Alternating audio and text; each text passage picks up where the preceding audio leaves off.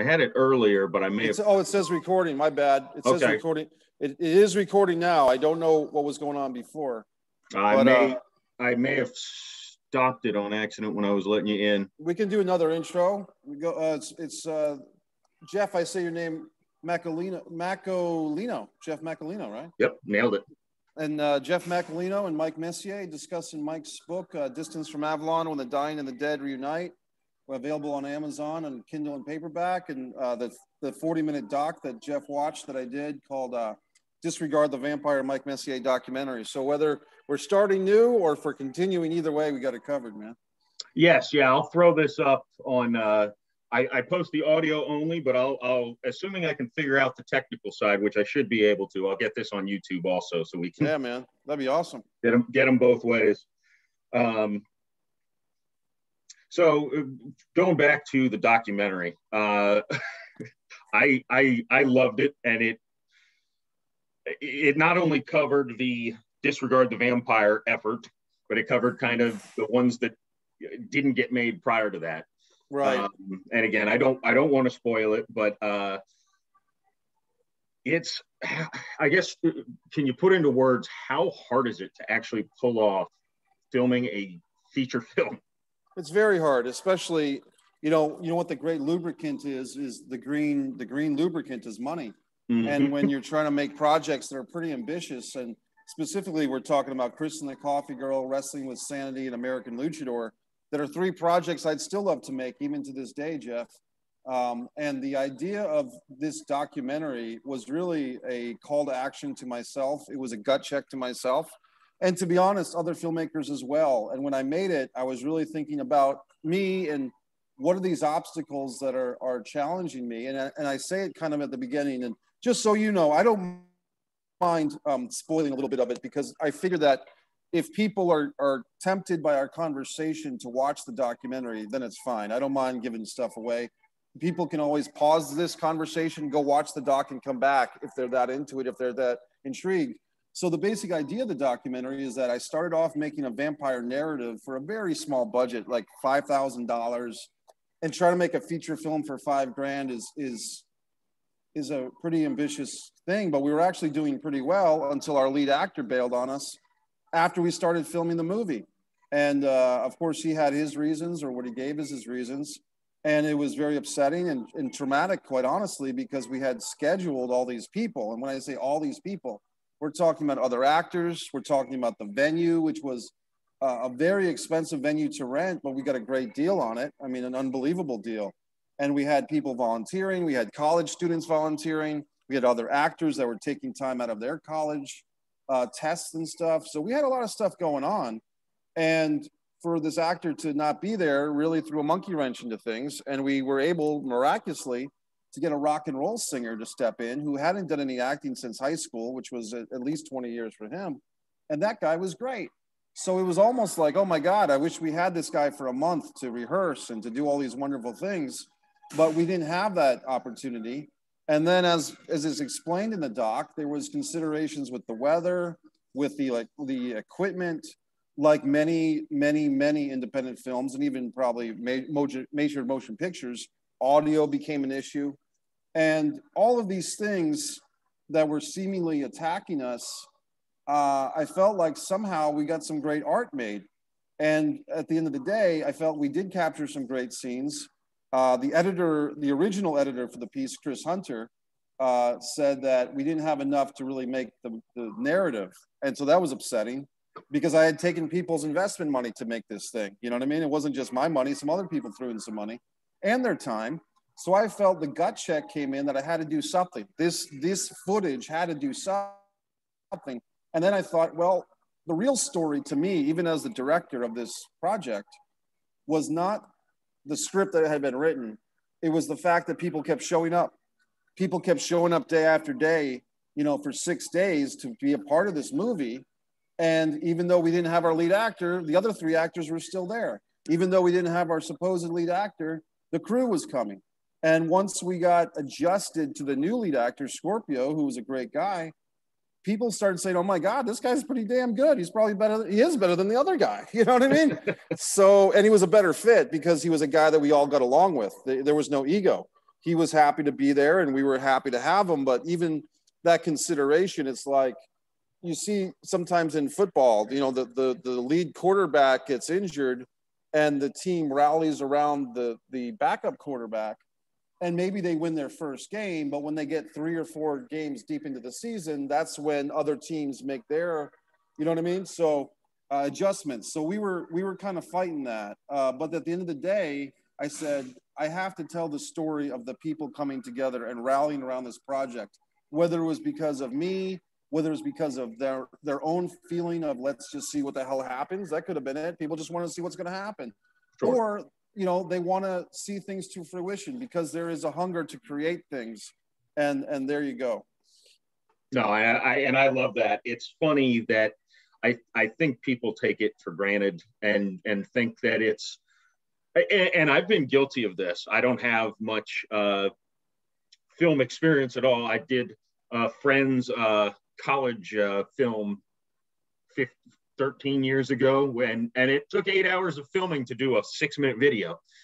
So, right. I'm getting a little impatient, even like, how many times do I have to do this? But I even today, you know, I've worked on dark comedy screenplays, and I've thought I'm never going to probably be able to sell this. I could just get a bunch of people to no, that's not how it works. It's not that easy to just call up a few friends, ask a few favors, and actually produce a feature film. Right. And in the doc too, the Disregard the Vampire Mike Messier documentary, people can see that I had success making one feature film, Blood Sugar Sid Ace, which has its own website, bloodsugarsidace.com. People can watch the whole movie right there for free once again. And even with that experience, where did that, you know, $12,000 budget came from?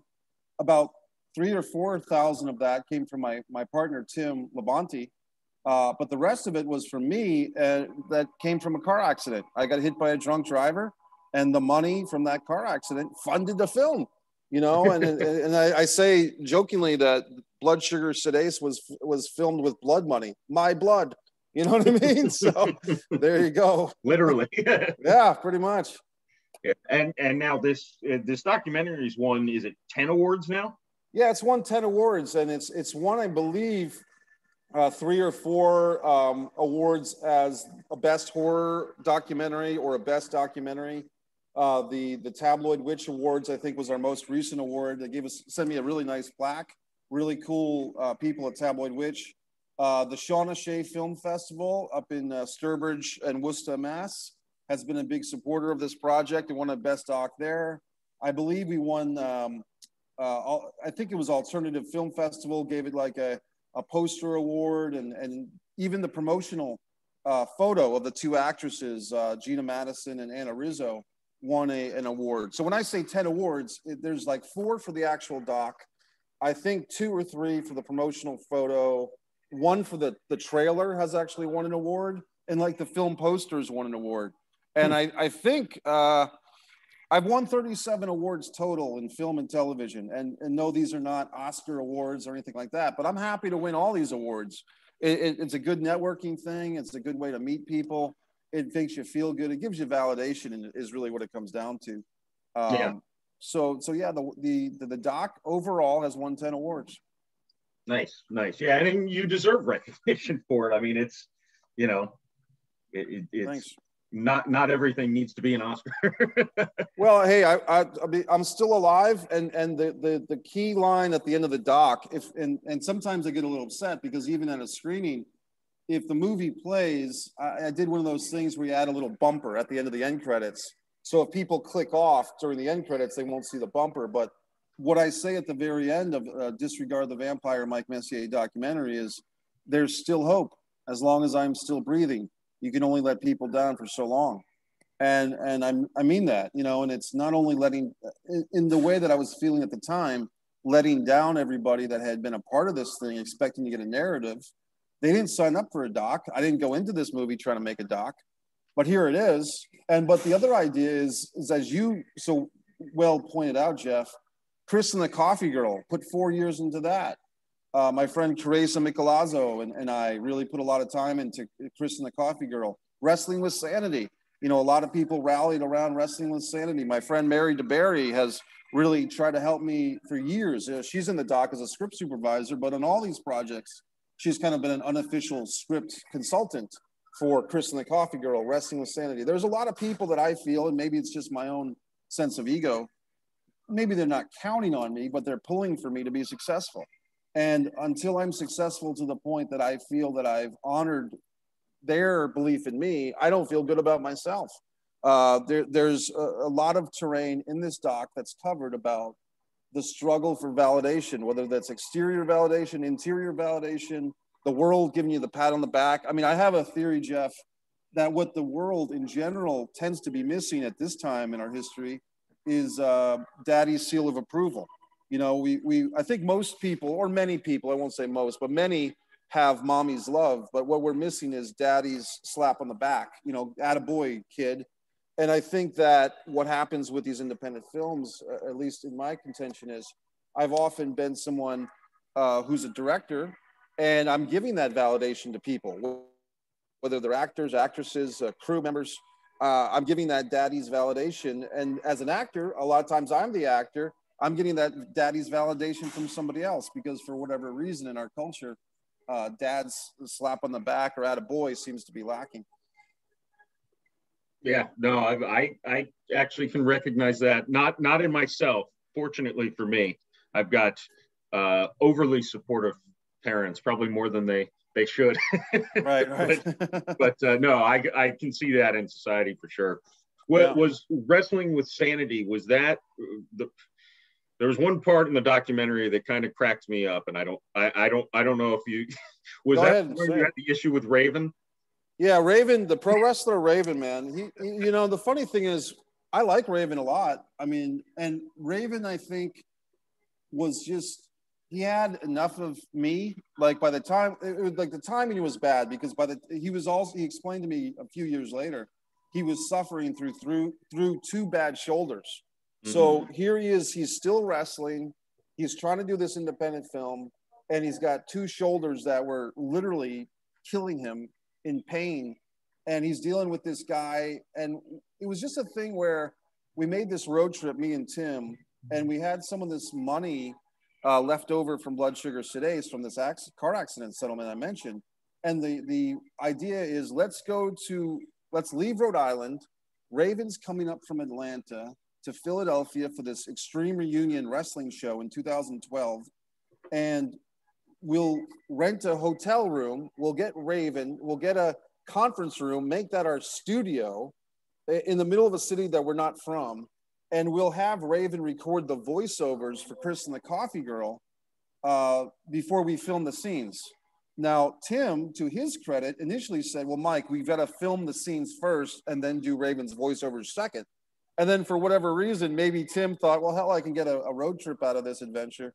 Tim said, well, we can try it. So we tried it. Unfortunately, it wasn't terribly successful. We did get some hilarious footage. We got about 2 minutes of Raven tearing me up that's used in this doc. Yeah. I'm thinking about releasing all of that footage at some point, because I've got about the 2 minutes that you saw in Disregard the Vampire with Raven, I've got about 2 hours of that footage. So that might be released on the Mike Messier YouTube channel, so people can subscribe and be on the lookout for the Raven, the Philadelphia experiment. Yeah.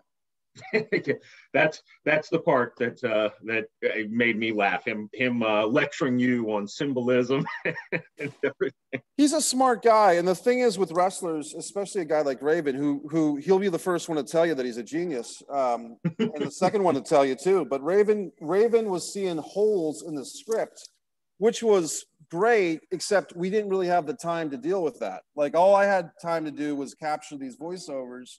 And like I said, my partner at the time, Teresa Michelazzo, a strong Latina woman, she was looking for results. She wasn't looking for excuses or script analysis. And here I am trying to direct Raven, but it was kind of a bad first day working together. So I hope that at some point in the future we can do it, because Raven's a very personal guy, and I've seen him since then. And I like Raven a lot. Scott Levy is his real name, and he's done some great work in films, but he's a cool dude, man. Yeah. Now you had said you got a lot of pro wrestlers in that film, didn't you?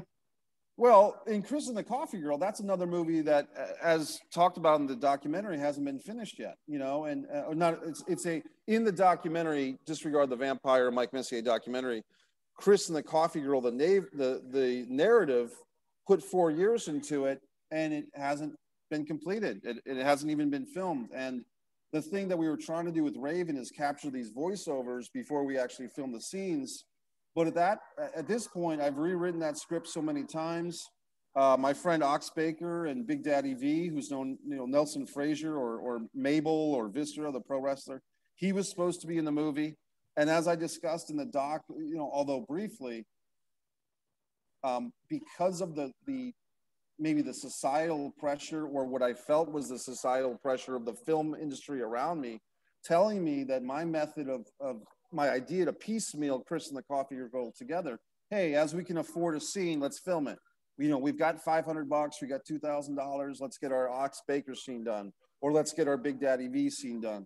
But the pressure I was getting from some of the people working with me in this fledgling stage was, no, you've got to raise 50 grand or 100 grand to make the whole movie in one shot.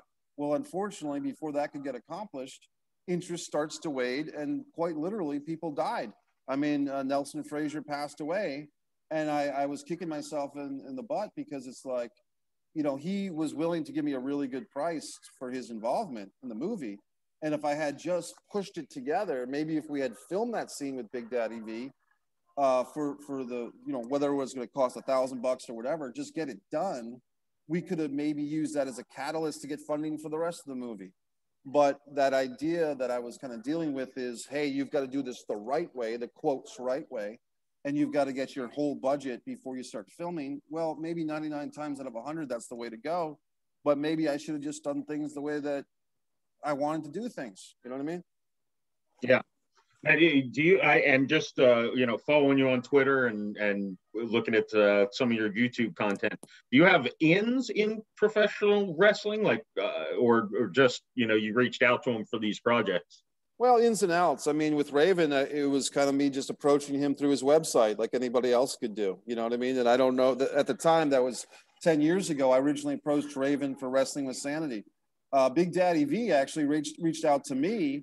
I'm not sure, but I think Maria Kanellis might have mentioned it to him, because Maria Kanellis, who's great, was scheduled to be the coffee girl at the time for Chris and the Coffee Girl. So a lot of times, see, I'm not afraid to talk to people. I'm not afraid to, especially if I'm trying to offer them something that I think has value. So sure. when I'm talking to the wrestlers, I'm not going up to them and just asking for an autograph or asking them for something like that. I'm trying to say, hey, if I were to get you a paycheck, would you be interested in working with me? That type of thing. And they were pretty open about it. I mean, wrestlers are cool. And Raven said it best, you know, not to harp on Raven the whole time, but a life lesson that Raven gave me was, hey, man, and he said this to me, you know, in email. He said, I've gotten about 10 movie projects, you know, approached to me, and about 2 have actually happened. And that was Raven. And Raven wasn't, you know, pissing on me. He was just telling me from his perspective. He puts his name out there. He wants to do movies, and about 2 out of 10 came through. And that's actually a pretty good percentage if you think about it for the film industry, because the thing with film that will kill projects, it's money, it's logistics, it's timing. And when I say logistics, that often means like the human element of scheduling people. You know what I mean? Like, you've got 20 people that need to be in the same place at the same time. Try doing that for a barbecue. You know, try getting 20 people over for the Super Bowl and not 1 or 2 drop out and say, oh, my wife wanted me to mow the yard, or, you know, I stubbed my toe and I had to take a shower, or, you know, I had to watch the season premiere of Curb Your Enthusiasm. You know, try getting 20 people to watch a football game with you on a Sunday afternoon. You're going to miss 1 or 2 people are not going to show up.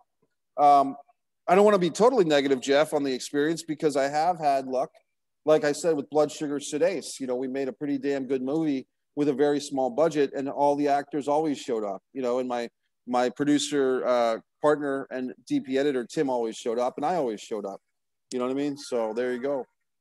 Yeah. So what, I guess, what can we expect on the horizon as far as film? Are you making plans on any specific project that hasn't come out yet, or what, where are you kind of focused now? Well, right now, I did help a friend of mine, Aaron Woodson. I'll give him a shout out. Aaron enlisted my help as a screenwriter. So we did write a piece called Aaliyah and Troy, which is an African-American love story about PTSD. It's about a veteran who's kind of a lone wolf, and he's come back from fighting overseas, and he meets a beautiful woman. And Troy's issue is that he's got the PTSD from fighting in the military. And her issue is that she is also a woman with a child, a young daughter named Rosa, and she hasn't fully divorced from the baby daddy yet. So she's got her issue, he's got his issue. Their issues kind of conflict because he's got a kind of, what's that called, a hairline trigger anger thing. If he feels he's being wronged, his temper gets the better of him. Sure. And because she hasn't fully broken off from the father of her child, it really upsets Troy. So that's Aaliyah and Troy.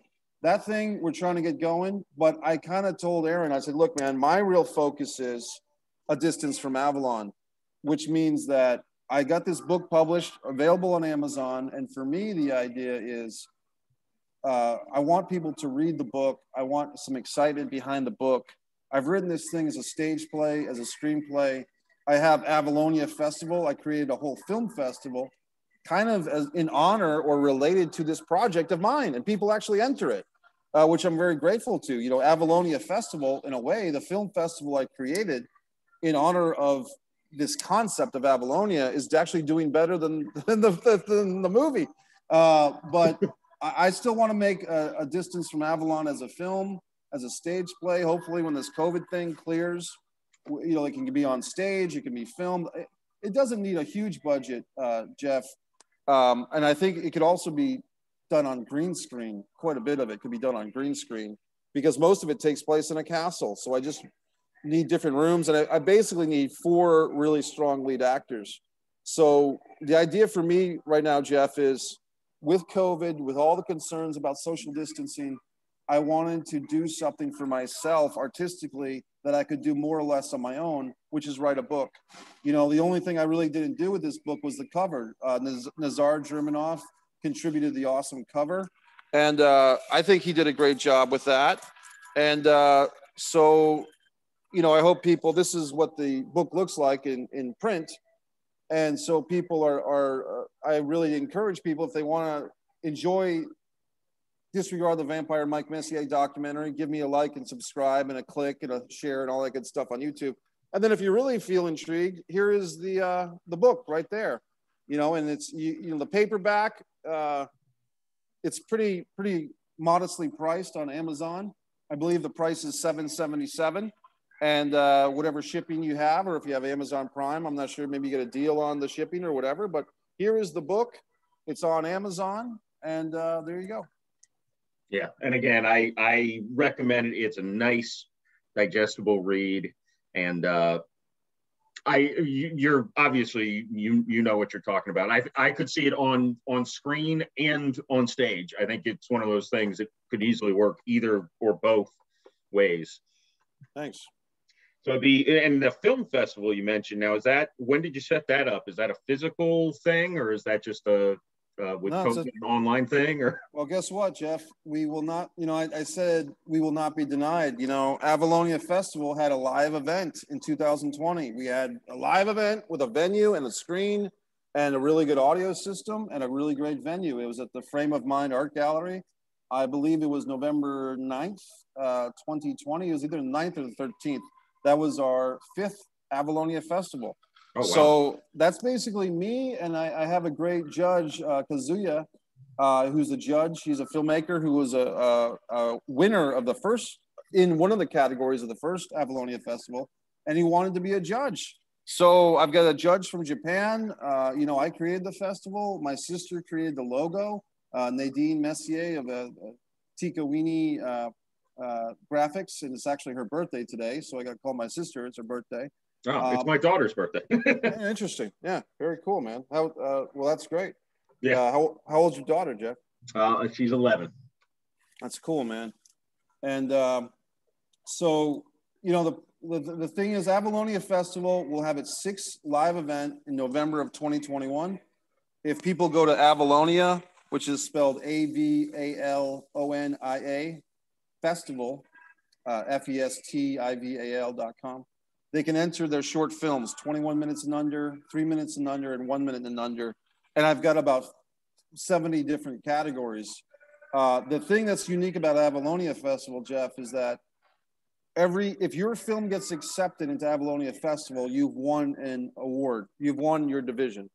If you there's no runners up, there's no third place. A lot of film festivals, and it's fine that they do this, they'll select your film, they'll play your film at their festival, and once you get there, you found out, did you win an award or not? With my festival, if you are in the festival, if you got accepted, you're a winner.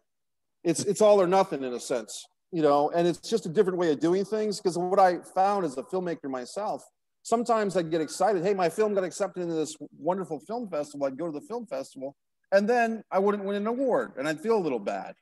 You know, so I wanted to do something where, hey, if you're going to come out and either be at the physical location or go to the website and see your film as listed as part of the festival, you are a winner. You know, you have won an award.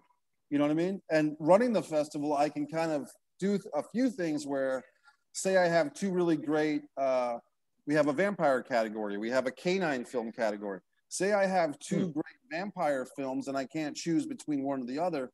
As the festival director, I can kind of tweak things, let's say, to make an award that represents both films if I feel that that's a necessary thing. I've kind of tapered that down a bit just out of consideration that it is a competition, not an exhibition.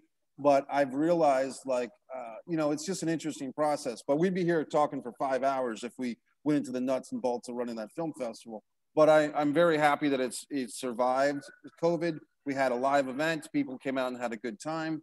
And the entries are open now for Avalonia Festival 6. And if people use the promo code THANKSAF in all caps, the word thanks and then AF, they get a 17% discount off all their entries. Nice. Now, was that so in your documentary, and I know you've relocated, I thought Rhode Island played a decent, you know, you talked about Rhode Island quite a bit, and I know you're now in Florida. What was there anything that prompted that, or?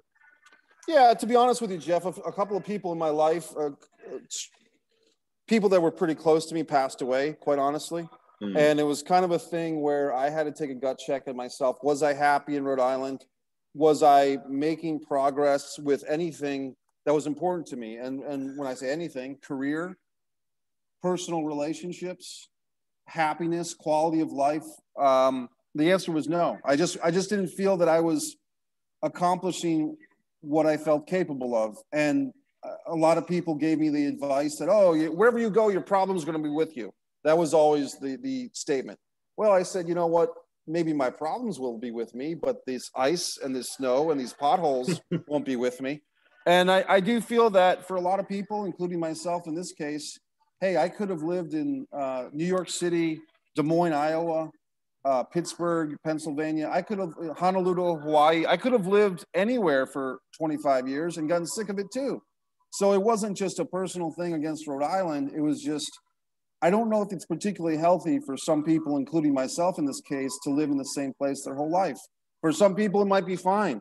But for me, the weather was killing me. The grayness, the 6 or 7 month winter. I mean, I'm telling you that the winters were getting longer every year, and they really were. Yeah.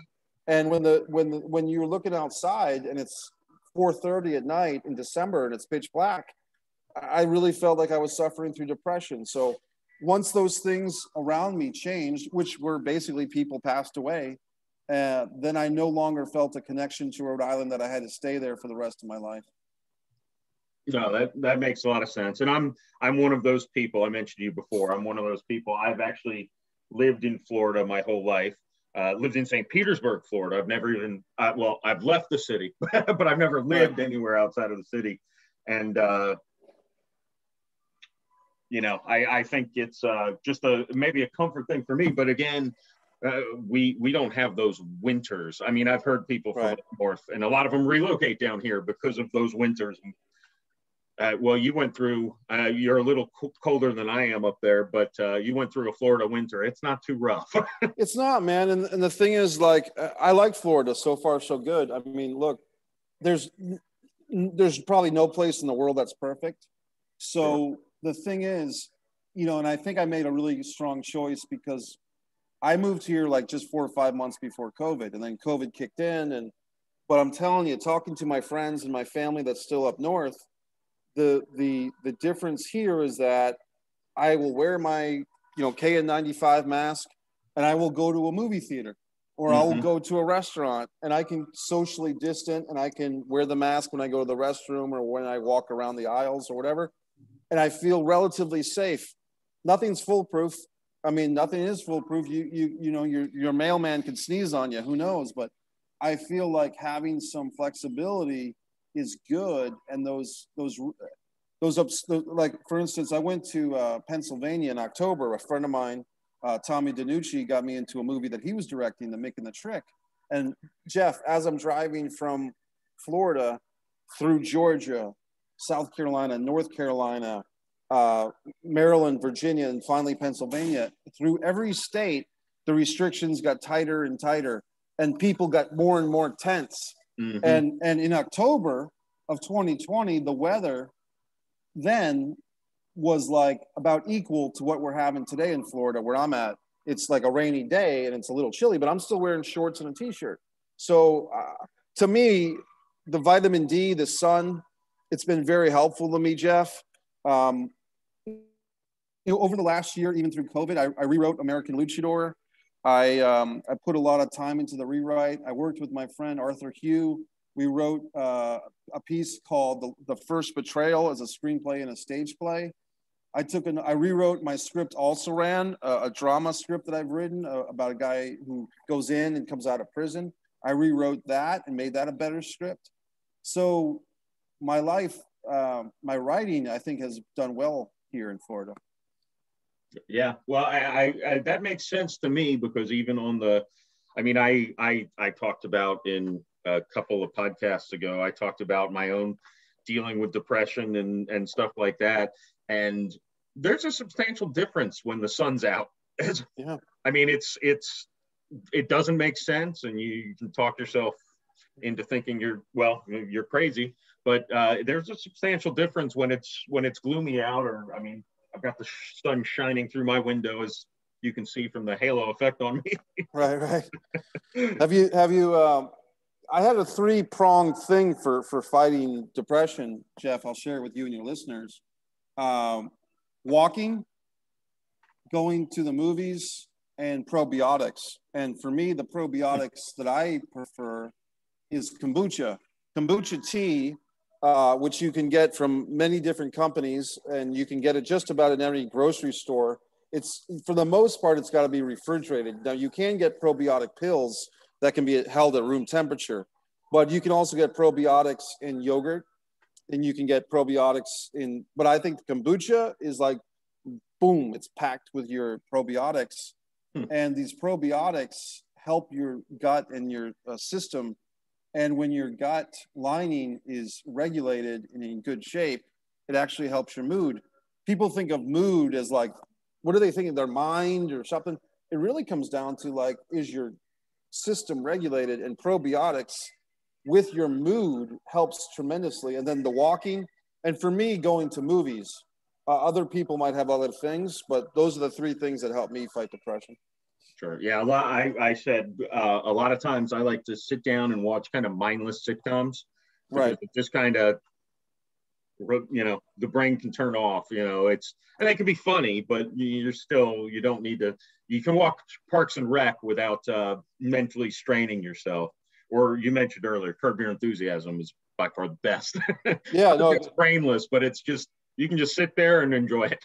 It's candy for the mind, because Larry David is such a funny guy, and that show is great. And hey, if people want to get a good 4-minute laugh, they can check out Stickman on the Mike Messier YouTube channel. Stickman was my stick figure stand-up comedian animated piece, so that's good for a chuckle. And some of the other, hey, even the doc, a Disregard the Vampire doc, or my short films, the Thanksgiving, that's a funny one.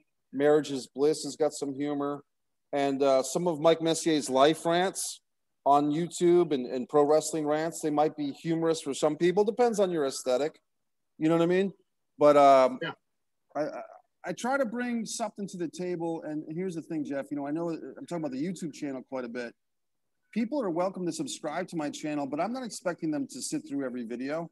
There's some of my videos, like the pro wrestling stuff, that's going to lose 80 to 90% of the people that might subscribe. So skip the pro wrestling stuff and watch Messier Peace Theater. Watch Messier Mantra. I've got a lot of stuff on there that's not wrestling based, but for the wrestling fans, there's a lot of stuff there too. Yeah, no, and I think that's good to be. I tell people, so I work, you know, my day job, and you know, 8 hours a day. I don't, most of the time I have podcasts playing. So I say I can probably get through, you know, 6 hours of podcasts in a day easily. So, but guess what? Joe Rogan, I listen to his podcast sometimes, but if I don't care for the guest or I'm not into MMA, just right, move on to the next one. You can do the same thing with my podcast on Spotify. That's right. Just move on to the next one, because I have some that are solo. The ones I'm booking a lot of guests lately, and I like these a lot better because I kind of set out on this honestly to learn and not educate, but, you know, just kind of learn some new things about everything. And I think you saw my YouTube video. I tried with the learning a conspiracy theory while intoxicated, and that's that video prompted me to say, you know, I need to focus on audio only, because watching myself for an hour get drunker and drunker, I'm like, oh my God, I can't look at my face anymore. Well, Jeff, I was going to say, man, there's so many interesting conspiracy theories on YouTube, and I give people the one that I think you might find. I went down the rabbit hole of celebrity death hoaxers, and people that the idea is that certain figures, and there's one about Rush Limbaugh, and the idea was that Jim Morrison, back in, you know, whatever the year he was for arrested for indecent exposure at the concert, the feds went in, swooped in on Jim Morrison, slapped him around, and said, "Hey, we've got to repackage you." His death was that he never, according to this conspiracy theory, not according to me, Morrison did not die. He just went away for a while and came back like 10 years later in the form of Rush Limbaugh.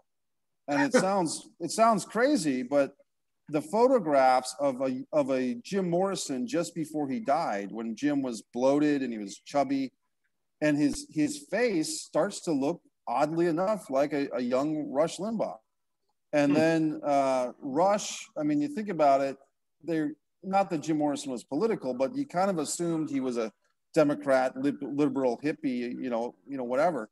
But and you look at an aging Jim right before, and he's supposed to only die at 27. Then you look at the young Rush, and there is these weird similarities. And they have other conspiracies about was it John Benet Ramsey? Yep. There's a whole conspiracy theory that John Benet Ramsey was repackaged as Katy Perry, and there was one lady that did a video claiming that Marilyn Monroe and Jacqueline Onassis were the same person, who was a transgender person.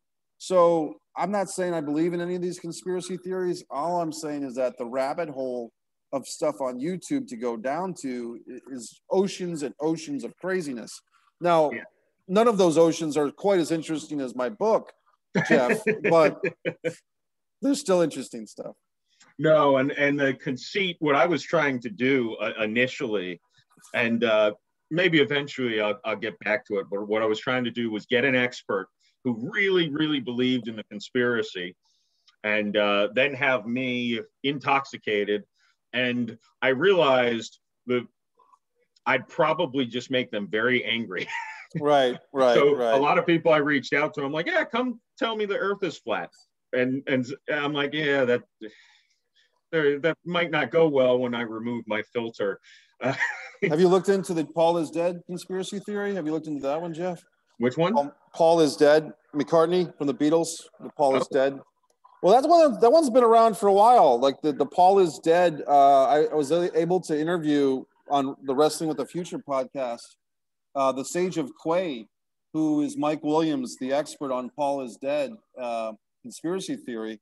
It's a conspiracy theory that the original Paul McCartney from the Beatles was killed in a car accident, which was actually reported in a newspaper at the time, and that he was replaced by someone that he, being the original Paul, hand selected, because the original Paul, this theory goes, was having premonitions about his own death, and he didn't want the Beatles to stop if he died. So he picked out a guy whose name was William Shears or William Campbell as his replacement in the event of my early demise. And there's a book about it on Amazon. Once again, not quite as good as my book, but there is a book on Amazon that's pretty interesting. And the audio version is read by George Martin's son. And George Martin, of course, was the producer of the Beatles. So there you go. Interesting. Yeah. Yeah, I'll have to. That's not really a section of conspiracy I've looked much into, but it's kind of fascinating in its own right. Just replacing people. Yeah, well, it's my buddy Joe Jaffo would tell me about that. Celebrity death hoaxers, they would call it. And who's to say what's what, man? I mean, who's to say? I mean, the JFK death. Mm-hmm. What's it? Area 54. Area 51, yeah. Area 51. The Mandela Effect. I don't know if you've heard of that one. I do a series of Mandela Effect videos on my YouTube channel. I don't know if you're familiar with that thing, but that's been going on for 3 or 4 years. Mandela Effect is that people are experiencing that things that are recorded. For instance, do you remember Rodney King's famous quote, Jeff? Rodney King from the LA riots, the guy that was beaten up by the cops in '92. Do you remember what he said? What did he say? I don't remember his quote. I know about the incident. I was only 6 when it happened. So. Right. The quote, his famous quote, most people remember as being, "Can't we all just get along?" Mm. And if you look at the video now of Rodney King speaking and saying, "Can't we all just get along?" it's no longer recorded as "Can't we all just get along?" It's can we all just get along for the old people and the kids? And the line, "Can't we all just get along?" which was parodied in Living Color. It was parodied in movies and TV for decades. It's gone. Now he says, can we all just get along? There was a famous Oscar speech. Sally Field, the actress, said, the way I remember it, "You like me. You really, really like me." But if you look at the video of that event now, Sally Field says, "You like me right now. You all like me." So there's these famous, mostly pop culture things, like the spelling of the Berenstain Bears or the Berenstein Bears, the books, the kids' books, the spelling of Fruit Loops, the cereal. There's all these pop culture things that are not matching up to a lot of people's memories. And they call it the Mandela Effect because the coin got phrased, or the phrase got coined, however it works, because Nelson Mandela, a woman claimed, he died on my birthday, December 5th, I believe, 2013. But a woman at the time that he died said, "I remember Nelson Mandela dying in prison in the early 1990s. And it became like a big pop culture moment that all these celebrities were wearing Mandela's prison numbers across their shirt and going on Oprah Winfrey and saying that Nelson Mandela was wrongly imprisoned and died in prison, and what a tragedy." And this woman had this very clear memory of that. And suddenly she has seen that Nelson Mandela died after becoming the president of South Africa. So that's what started the Mandela Effect. And I explore that on my YouTube channel. I have a whole Mike Messier Mandela Effect series of videos. But there's other people that have written about it and talked about it for years, you know. I will definitely be doing a deep dive further into your YouTube channel and watching those. Thanks, buddy. Yeah, there's rabbit hole on top of rabbit hole, man. Yeah, no, that's the blessing and the curse of YouTube. Right. I try to make it a point, if I'm doing something like conspiracy theories, be like, let's mix in a 5-minute stand-up bit in between to keep the mood light. Yeah, I get you, man. I get you. Yeah. Yeah. Well, I'm just checking my time here to make sure I don't cut us off like I did last time. We still got about 9 minutes. Yeah, I definitely, and I'll encourage everyone else to check it out. And yeah, I think the conspiracy theories are, they're fun because, there's truth to a lot of them. Well, the other thing is, not only is there truth to a lot of them, I'm always impressed by some of these YouTube conspiracy videos, the production values and the time and the effort these people put into this stuff, especially like the celebrity death fakers. And there's one is Bill Hicks. And Bill Hicks was a comedian from like the 90s. Mm-hmm. They claim that Bill Hicks and Alex Jones, the right-wing conspiracy guy, are the same guy. And there's a whole thing where they take like the dental records and they're comparing them. Now, once again, Jeff, I don't want people to get distracted. They got to buy my book first before they go into these. But maybe I'll ask you, Jeff. You read the novel, and is there anything that struck you? I know that I'm glad that you related to the Joe Humble. Was there anything else in the book that you kind of dug, or any thoughts on what you experienced reading it? Well, I'll be careful on this because I could definitely spoil it. But you had my mind racing down the back end as the possibilities, and I had seen the documentary, so I'm pretty sure I know where this is going. But Joe's character got really wise to the point where I was questioning some things about who he was. So it intrigued me almost. I don't think this will spoil it, and if you think it does, I'll take it out. But almost like the movie The Devil's Advocate. Yeah, I love that movie. With the end of that movie, it was almost like that same feeling. Like I think I might know where this is going, but it could be this possibly. So that's really what got me. Is it was a very good cliffhanger. Or not cliffhanger, very good suspense build up at the end. That's good. I don't mind the term cliffhanger because the idea was I want this to be a trilogy. And so I haven't written parts 2 or 3 yet. I have an idea for part 2 and a very, very, very vague idea for part 3. Part of my plan with this, Jeff, and the reason for me to talk to you, and I want to thank that, was it Matchmaker? Podcast, yep. the app. So if people are looking to connect, it's the I'm trying to remember the exact website for them, but it was like podcast.com matchmaker or something like that. That's how we connected. But I wanted this book, modestly priced. The idea is that I want to create my own Lord of the Rings or Star Wars, something of that magnitude. And coming from a spot where, hey, look, Steven Spielberg is not my uncle. And even if he was, I'd want to do this more or less on my own. But the idea is let's give people a taste of this world and my writing capabilities and these characters. And if there's interest, if this is made into a film, into a stage play, what can we do with it next? You know what I mean? And so I don't mind. The term cliffhanger is fine because the idea is let's get people to that point where they want to see more. Sure. Leave them wanting more because kind of like when Han Solo was frozen in Empire Strikes Back as a kid, that just makes you want to see the next one. You know what I mean? Now, I think where things get off the rails sometimes, Jeff, with these billion-dollar franchises is sometimes they just take that horse, they beat it, they shoot it, they kick it, they desecrate it, they eat it, they throw it up, and they let the dogs get after it. You got to know when to say when. And you can't just take a franchise and just squeeze the fan base for all their money, because you can do that. And unfortunately, sometimes the fan base, whether it's Star Wars or pro wrestling fans, they don't have discernment. For me, I'm happy to jump off a franchise. If the quality starts going south, I'll find something else to watch. I'm not going to be held enslaved to a franchise that doesn't take care of its own project and keep the quality high. So I have a vision of a 3-story thing in novel form, stage play, and screenplay. And to come here and talk to you, you're actually the first podcast I've done to talk about the book, Jeff. So congratulations to you. And I give you credit for watching the doc and reading the book. You did that faster than most of my family and friends did. So thanks, Jeff. I appreciate that. Hey, I know that feeling too. Your little brother is going to kill me. He's going to say, why are you reading his book and not mine, man? Right.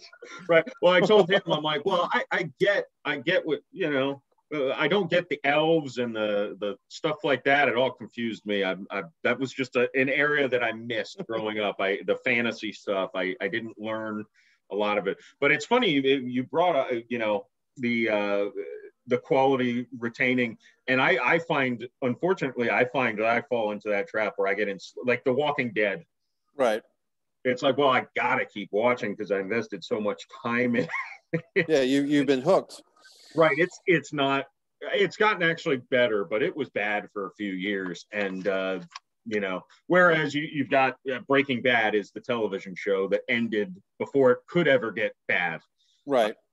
You know, so it's tough. I can see where the, you know, the money comes in. You can keep milking it for every last penny, but my rage against the machine with that, Jeff, is the Mike Messier angry wrestling fans. You know, angry wrestling fan. I've done literally too many, probably 500 videos, 400 videos on the topic of why is pro wrestling not as good as it used to be in some form or another. And I talk about the WWE doing their deals with Saudi Arabia, the WWE funding the Trump administration in 2016 in exchange for political position for Linda McMahon.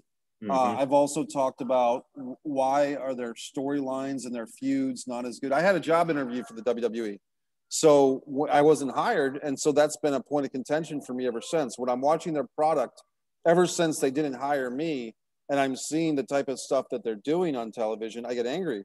And not only do I get angry, I get sad because I'm like, my writing that I wrote for these people is better than what they're presenting. So I'm very outspoken, and I'm very happy to talk about why the WWE is not the creative force that they used to be. But at some point, I just got to say to myself, Jeff, I can't be emotionally attached to it anymore. I've got to do my own thing. You know, a Distance from Avalon, Fight or Play Basketball is a screenplay I've written that's won 3 or 4 awards.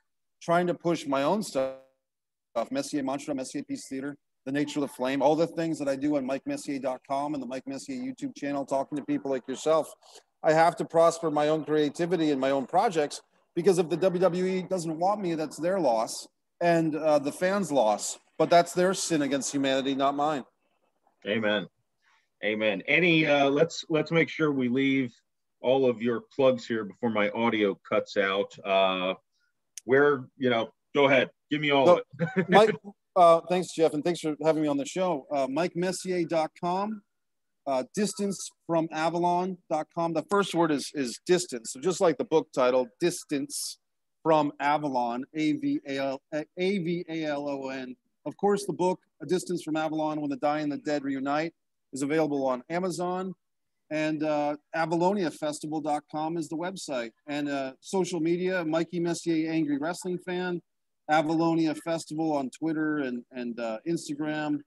And I just want to thank you, Jeff, for talking and watching the doc and reading the book. I really appreciate it. Yeah, it was a pleasure talking to you. It was a pleasure watching the doc, pleasure reading the book. And I expect to talk to you again when the second one comes out, if not before then. And Eamon, I'll be happy to meet you sometime in Florida. We're both in Florida now. I wouldn't mind meeting up with you and having a St. Augustine. I go to Hazel's Hot Dogs, and if you want to meet out there, we'll have a hot dog outside, buddy, on me. Yeah. Great. Sounds good, man. Thanks, Jeff. Appreciate it. All right. Thanks, Mike.